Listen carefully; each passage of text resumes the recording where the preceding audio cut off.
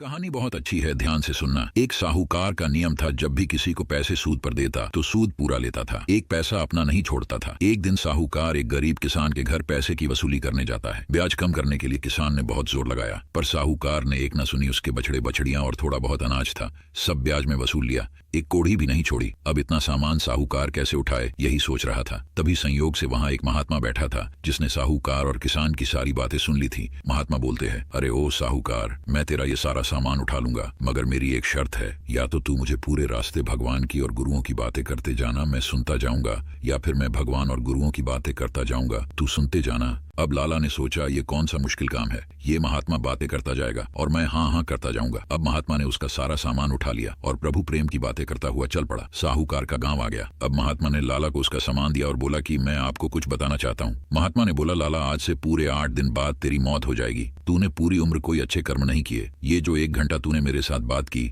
यही तेरे अच्छे कर्म है। याद रखना, जब यमदूत तुझे लेने आए और पूछे कि इस 1 घंटे के सत्संग का फल तुझे पहले लेना है या बाद में, तो तू बोलना पहले लेना है, और फल यही मांगना कि मुझे उस महात्मा के दर्शन करवाओ, और फिर जो होगा तुम खुद ही देख लेना। अब 8 दिन बाद लाला मर गया। यमदूत लाला को पकड़ ले गए। धर्मराज ने चित्रगुप्त से कहा, इसके कर्मों का लेखा देखो। इस लाला ने कोई अच्छा काम नहीं किया, सिवाय इसके कि इसने उस महात्मा के साथ 1 घंटा बातें की थी। धर्मराज ने कहा, तुम इसका फल पहले लेना चाहते हो या बाद में? लाला बोला, पहले ही दे दो मुझे फल, और जहाँ वो महात्मा है मुझे वहाँ ले चलो। यमदूत उसे अपने साथ वहाँ ले गए जहाँ महात्मा जी भजन कर रहे थे। महात्मा जी ने कहा, लाला तू आ गया? लाला ने बोला, जी महात्मा, आपकी कृपा से आ गया हूँ, लेकिन यमदूत बाहर खड़े मेरा इंतजार कर रहे हैं। महात्मा ने कहा, चुपचाप बैठे रहो, यमदूत यहाँ नहीं आ सकते। हार कर यमदूत चले गए। धर्मराज से शिकायत की। धर्मराज ने कहा, वहाँ तो मैं भी नहीं जा सकता, गुरु घर में हम लोगों का जाना मना है, इसीलिए अब उस लाला का ख्याल छोड़ दो। कहानी का निष्कर्ष, 1 घंटे के सत्संग से इतना बड़ा फल मिला। अगर व्यक्ति सारी उम्र सत्संग में मन लगाए तो उसका कितना फर्क हो।